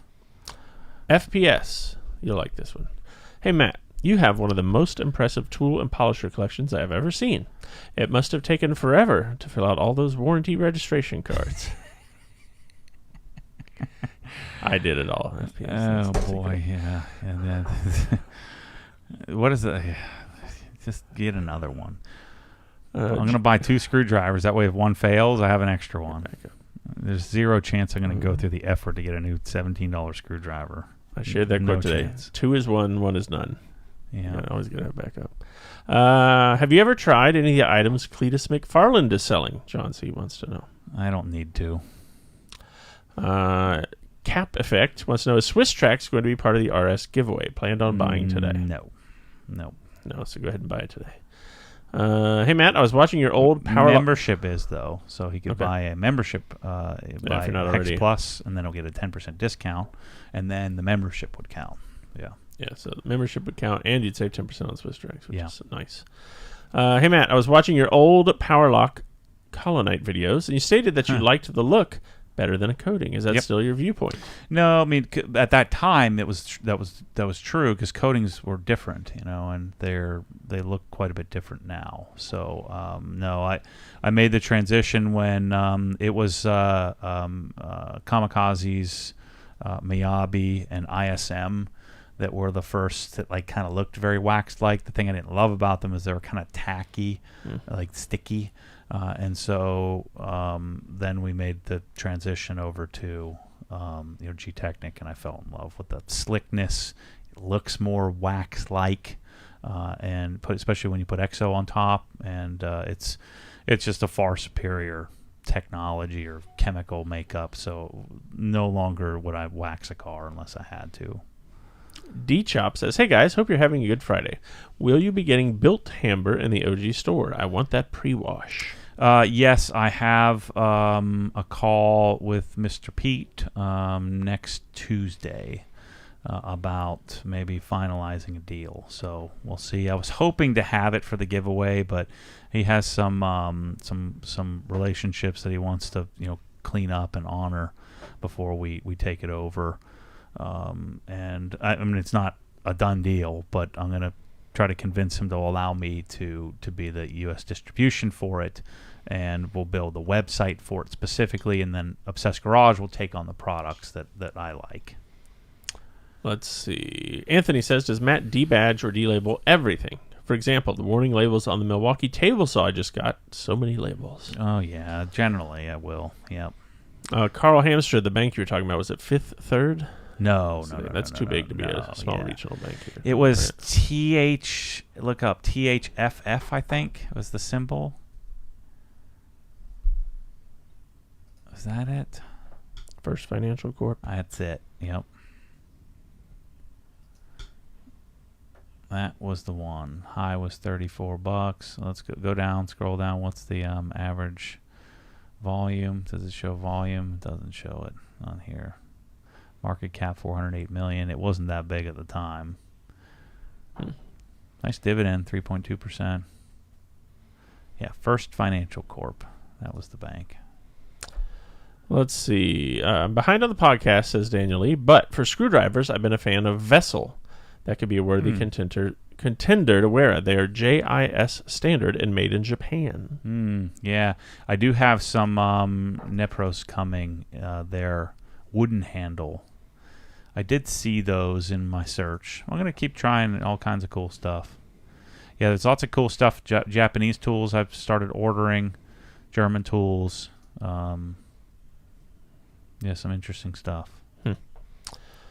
Let's see. D-Chop wants to know, do you have any thoughts on starting a dry ice detailing gig? Want to quit my 9 to 5 and the general detailing scene is too saturated near me. Think I would enjoy the intricacies of dry ice cleaning.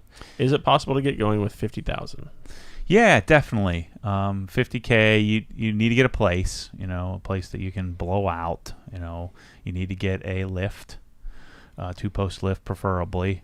And then you would need the compressor, the dryer, and the machine, which you could pull that all off for that sum. And then if you really got into it, then you'd probably invest a little bit more in maybe a secondary system or something like that.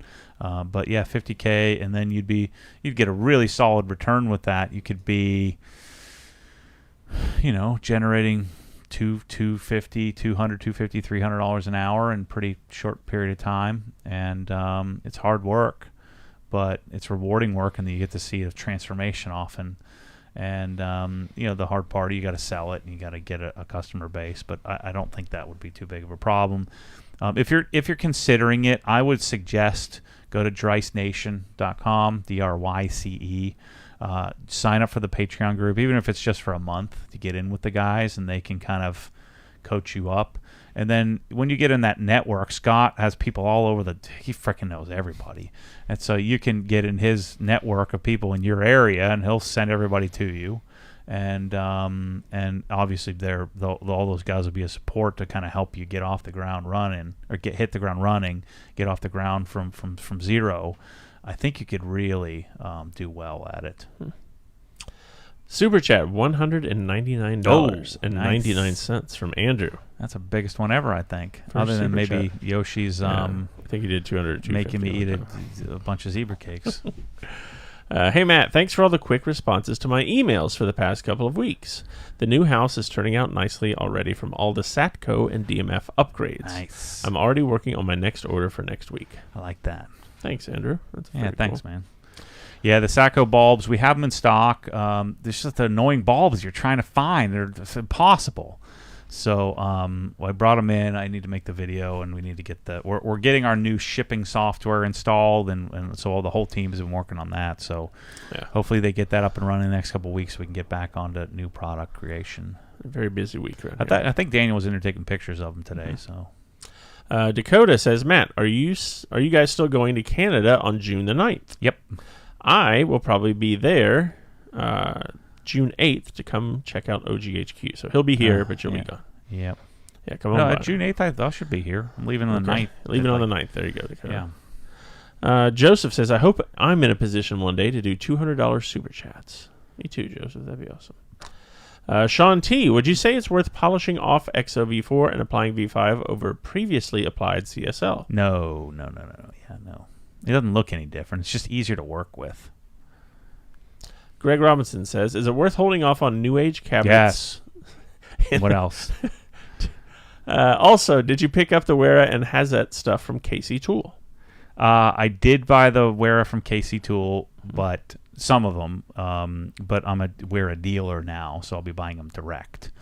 The Hazet I'm buying direct from Anglo American, who sells to KC Tools. But yeah, that's who I've been, just because I was impatient waiting to try to convince them to let me sell them. And so I bought a couple $1,000 from KC Tools, and it was a good experience. So I'm, but I'll be buying them, direct from Wera now, because it's getting, I'm only like 30% of the way through the catalog. There's a lot more stuff to buy to get my hands on. All right, a couple more questions here. Piggy Trucker Jones. That's an interesting name. I remember you saying that you were a Griot's guy back in the day. Yep. Have you been through their catalog lately? Mm-hmm. Yep. Yeah, I've been trying to convince them to let me sell the stuff. They're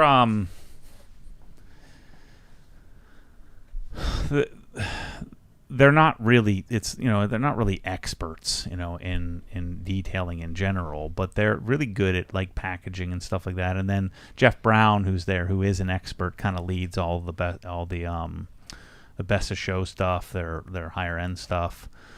They're enthusiasts, and I'm trying to convince them to, like, let's work together, and I can I'd like to sell some of the stuff and promote the brand. It certainly was a win for me and a win for them. I buy millions of dollars worth of stuff, and so, but it's a little bit frustrating in that they're. It's not obsessed Griot's Garage. It's Griot's Garage. It's like they live a better life than I do. They're not wound as tightly. And so it's just a little bit simpler philosophy in that, you have a nice wheel cleaner and you clean the wheels, where I'm looking for the best wheel cleaner to clean the wheels in a better way. And so, but that's who their customer base is. It's more of like a nice classic car. I've got a few cars I'm taking care of. Whereas, CarPro is like looking to make the best product in the world. But because of their resources, Richard Griot is really wealthy, not from Griot's Garage, but just from being wealthy. They have resources that others don't have, and they're willing to spend the money they're the only company that's like made their own bottle. That's incredible. Their own sprayer. That's really nice. They've gone out and invested the money to make their own foam cannon from their own ideas. So they do at times have some pretty good ideas and come up with some pretty great products. So I would like to work with them on that. I think it could be really cool. But this is coming from early on as like I didn't know any better. It's kind of like me with Sonic. Like, I don't know any better. I just buy every Sonic tool until I can have the time to become a PhD in tools, become a PhD in detailing. And so I didn't have the time to do that until I was able to invest it and didn't have the money to do it. And so I started off with what I thought was a pretty good starting place, a good brand, and I bought everything they had and worked my way into the catalog. So I essentially was like the Snap-on, mechanic, and then I'm, buying stuff that I don't have any business buying in order to sort of put the nice toolbox in the corner, by buying all the Griot's Garage stuff. But Griot's where I found out about Lista.